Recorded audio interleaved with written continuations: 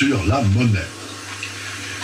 La monnaie a été étudiée par ses fonctions classiques, comme chacun le sait bien, mais on a négligé un aspect fondamental de la définition de la monnaie. La monnaie est un instrument d'homogénéisation des biens, des capitaux, des services.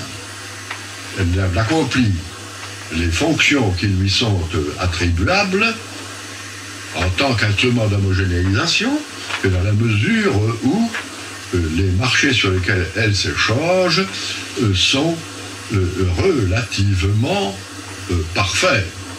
Dans tous les autres cas, l'homogénéisation échoue. Or, les espaces économiques et monétaires ne sont pas des espaces homogènes. Et c'est ce que j'ai essayé de mettre en évidence dans une communication faite à Rome en 1971 sur les inflations sectorielles et structurelles. Depuis, l'analyse a été utilisée dans un numéro récent de la revue d'économie politique, mais je pense qu'elle doit être encore très approfondie dans chaque nation et d'une nation à l'autre. Prenons le problème par un autre biais.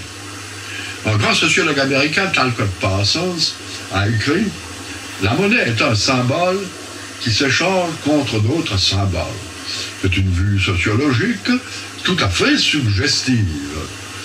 C'est aux extrêmes limites de la monnaie signe l'affirmation que des signes abstraits s'échangent contre des signes abstraits. Ce n'est vrai que dans la mesure où les marchés sont très communicants les uns avec les autres, se rapprochent de la perfection, mais ce ne l'est nullement lorsque les voies de communication entre les flux monétaires et les flux réels sont soumises à de graves accidents. Alors on s'aperçoit que la monnaie n'a pas d'autre fonction que de favoriser l'acheminement jusqu'aux agents réels, concrets, des biens réels. Nous mangeons, nous buvons, nous avons un abri. Et c'est de cela que nous avons besoin. Les besoins essentiels affleurent de nouveau dans la crise des pays les plus développés. Ils étaient déjà présents et s'imposaient à notre attention dans les pays en voie de développement. L'une des choses que les pays en voie de développement nous ont apprises est précisément la valeur du réel. Je ne parle pas des valeurs réelles obtenues en soumettant à déflation par un indice approprié des prix des valeurs monétaires. Non, je parle des biens qui satisfont les besoins des hommes, si riches ou si pauvres qu'ils soient. Disons donc que la monnaie est très gravement atteinte dans sa fonction fondamentale et que on s'apercevra un jour que la monnaie est instrument de spéculation, que la monnaie instrument de puissance aux mains des États et des strates sociales les plus riches ne remplace pas la monnaie, moyen d'homogénéiser des échanges de biens par l'intermédiaire monétaire dans un monde qui ne connaît pas l'homogène. Vous vous souvenez des dominances successives du dollar. Jusqu'en 1973, il s'est tenu sur un niveau de stabilité à peu près acceptable. Mais il était largement surévalué, c'est-à-dire qu'il était un moyen pour la puissance prépondérante d'exercer ses dominances par l'achat des biens réels chez les moindres partenaires. Les biens réels, c'est-à-dire les moyens d'investissement direct qui devaient lui assurer progressivement une sorte de position commerciale privilégiée chez ceux où elle plaçait non seulement sa marchandise, mais ses capitaux. Et dans une deuxième phase, la monnaie clé, ou monnaie exerçant des dominances, est entrée à partir de 1973 dans une phase de fluctuation, mais de fluctuation dirigée, et qui ne porte pas tort à l'emprise de structures exercées par l'économie prépondérante, en Europe notamment. Disons que 500 milliards, je dis milliards, 500 milliards de dollars de créances sur les États-Unis circulent dans le monde. Euro-dollar, dollar, pétrodollar, il s'agit toujours du dollar, et cette masse de créances à l'égard du système bancaire américain fait des États-Unis d'Amérique une sorte de banquier du monde au second degré. Or, en même temps, les États-Unis devenaient le premier producteur du monde par le développement extraordinaire, énorme, hors de la norme, des firmes transnationales. François Pérou, pourquoi ce titre à l'émission ? Les empires, le capital et la mort. Faut-il discuter sur la terminologie ? Faut-il dire firme multinationale, synonyme de firme transnationale ? Absolument pas. La firme transnationale, voilà la réalité à laquelle nous sommes confrontés. Je veux dire que ces grandes firmes, qui sont des oligopoles à l'échelle du monde, sont placées dans des réseaux. Firmes de production, firmes de commerce, firmes de distribution de crédit, notamment en termes de dollars. Et elles sont transnationales en ce qu'elles exercent des pressions ou même établissent des structures d'emprise à elles favorables dans les pays où elles situent leurs filiales ou bien où elles choisissent leurs entreprises associées. Cet état de choses se définit par quelques mots tout simples. Par les firmes transnationales, nous sommes tous les uns chez les autres. Mais nous ne sommes pas les uns chez les autres sur un pied d'égalité. Je ne nie pas que la firme transnationale ait apporté des techniques et de la technologie au pays d'implantation. Chacun sait d'autre part que la présence même des transnationales a donné un choc aux entreprises quelque peu paresseuses, les a incitées à pratiquer des formes de compétition qu'elles semblaient ignorer. La compétition par la diversification, par l'organisation, par les coûts de vente généralisés, par une activité intense dans la concurrence. Non, nous n'ayons pas de tels faits, ce serait pure polémique. Mais nous constatons, d'autre part, que les firmes transnationales exercent une influence sur la direction des trafics, qu'elles ont la capacité de rapatrier leurs profits et même leur capital, de changer de point d'implantation, et que finalement, elles peuvent par conséquent priver le pays d'implantation de ce supplément d'investissement qui aurait été dans la nature des choses. Disons que la firme transnationale est le phénomène par excellence du capitalisme de ce temps-ci. D'immenses organismes de forme privée, dirigés du centre par la maison mère, exercent des influences mal réversibles pendant une courte ou une moyenne période, non seulement sur les entreprises privées du pays d'implantation, mais peut-être sur la volonté politique de ce dernier. La firme transnationale nous introduit à une nouvelle conception de l'économie mondiale. François Pérou, ce que vous nous proposez, c'est une vue économique du monde. Pouvez-vous lui donner une forme plus précise ?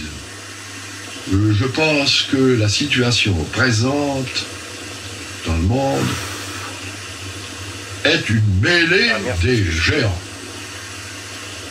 Et que les trois grands termes inévitables de l'analyse sont, premièrement, les empires, deuxièmement, le capital, et troisièmement, la mort. Les géants sont les grandes firmes, mais aussi les grands ensembles politico-économiques que, faute de mieux, nous appelons les empires du second XXe siècle.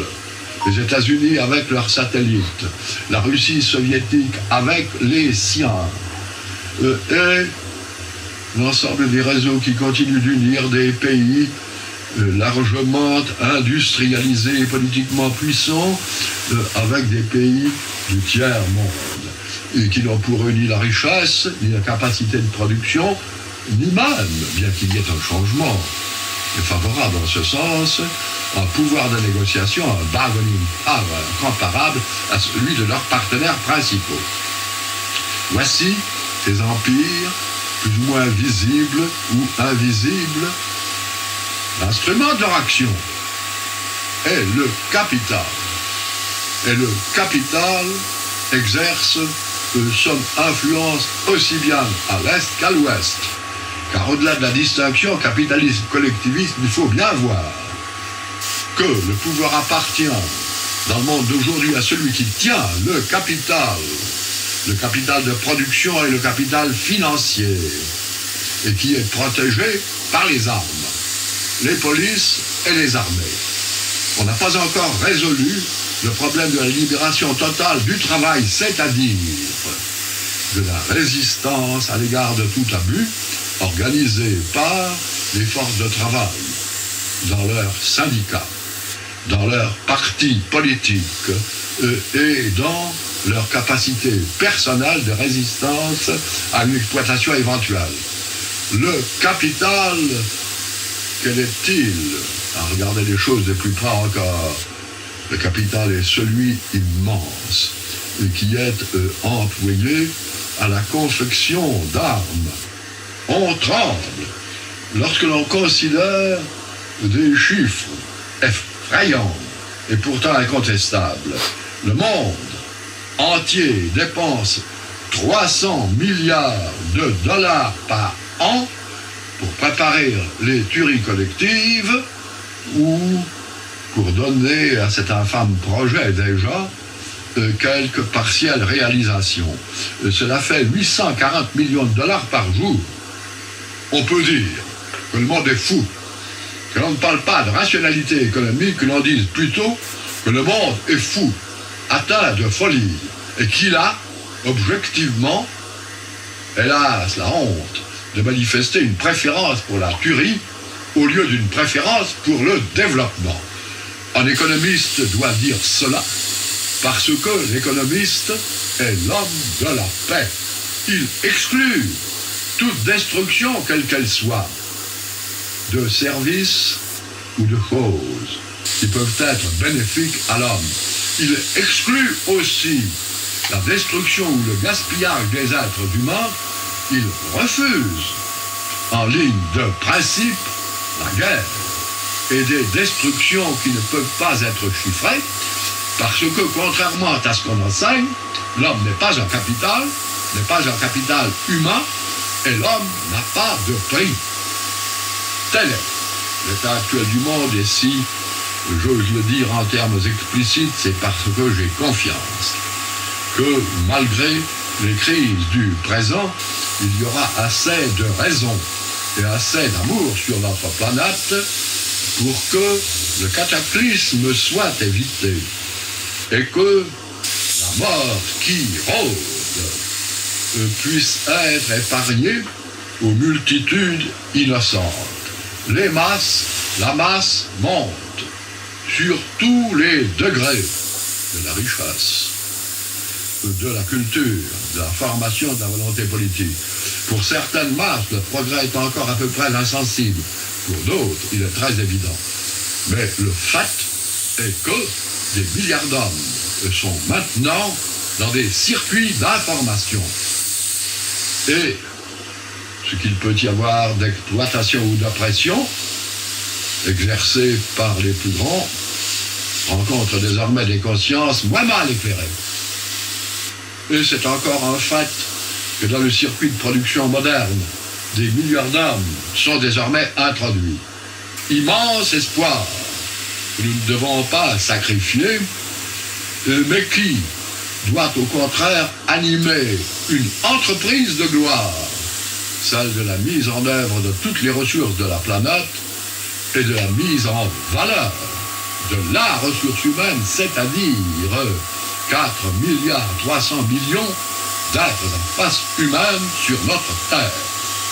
Cela nous oblige à bien regarder le monde. En ce qui me concerne, je le vois sous 3 figures. C'est le monde des temps plates, les nations, dont les frontières sont censées bien établies, et dont les naïfs pensent qu'elles sont imperméables, malgré l'expérience quotidienne du contraire, et qu'ils ont sous les yeux. De ces nations, les unes sont puissantes, les autres sont faibles. Parmi les plus puissantes, des inégalités criantes existent encore. Et parmi les plus faibles, ces inégalités se retrouvent aussi. Mais ces nations, leurs frontières sont franchies par des courants de marchandises, de capital, d'information, qui mettent en communication des pôles d'attraction et de répulsion, des pôles de développement à l'échelle du monde. C'est la seconde figure de l'univers qui est fait de pôles et de zones de développement. Nous disions il y a un instant les grandes zones industrielles qui sont l'œuvre du Japon, des États-Unis d'Amérique et déjà de l'Europe, demain d'une Europe moins désunie. Et dans chaque nation, des centres industriels puissants et des agglomérations urbaines. Ces pôles communiquent entre eux, je ne dirais pas malgré les nations, mais de façon telle que l'on ne peut pas ramener leur communication à des communications purement et simplement nationales. Et enfin, je vois le monde, et c'est l'un de mes espoirs, comme le lieu de la montée des masses humaines. J'étais il n'y a pas longtemps en Chine, et j'ai avec émotion vu ce peuple soucieux de transformer son environnement. Ah, qu'on n'aille pas lui dire que c'est le régime des prix qui soumet les hommes à sa loi. Le contact direct entre homme et homme, la transformation profonde du milieu au bénéfice de tous les hommes, c'est la grande leçon que l'on retire d'un séjour, fut-il bref, sur le territoire chinois. Et partout, j'ai vu le même effort, qui est celui, les géographes le savent bien, de l'agent humain transformant son milieu. Non pas seulement l'agent humain s'adaptant à son milieu, mais l'agent humain créant le milieu de son développement. Pour ce, je dirais que nous sommes en plein rêve. Je ferais observer que je transpose seulement une intention qui a été celle des économistes les plus classiques. On leur fait voir, et non sans raison, de leur universalisme. Ils se sont préoccupés du monde, et non pas seulement de la richesse des nations. Et le grand ouvrage d'Adam Smith, The Wealth of Nations, ne considère pas une Angleterre, pour ainsi dire, isolée, mais bien une Angleterre placée au centre du monde civilisé d'alors, et portant le fardeau de l'homme blanc au Kipling, et transformant le milieu dont elle a la charge et la responsabilité. Cet idéal universaliste est nécessairement celui de tout économiste conscient. Je l'ai dit, je l'ai répété. Dans mon ouvrage, qui en est à sa 3e édition, L'économie du XXe siècle. Cet universalisme n'est pas une affaire de préférence doctrinale ou idéologique. Il est le projet